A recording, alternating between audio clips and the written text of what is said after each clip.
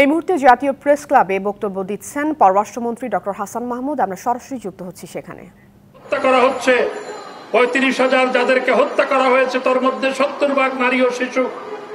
এটির বিরুদ্ধে একটি শব্দ বলে নাই, বরং নির্বাচন ভণ্ডুল করার তাদের পরিকল্পনা ভেস্তে যাওয়ার পর তারা এখন আন্তর্জাতিক ইসরায়েলি ইহুদি লবির সাথে যুক্ত হয়ে দেশের বিরুদ্ধে ষড়যন্ত্রে লিপ্ত হয়েছে।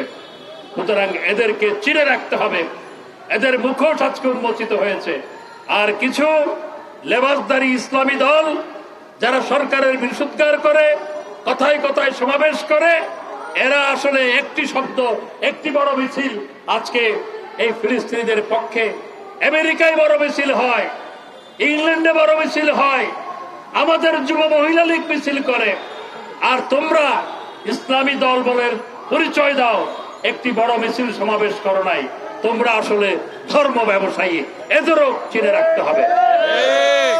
আমি আর কথা না বাড়িয়ে সবাইকে ধন্যবাদ জানিয়ে, স্বাধীনতা পরিষদকে ধন্যবাদ জানিয়ে আমার বক্তব্য শেষ করছি। জয় বাংলা, জয় বঙ্গবন্ধু।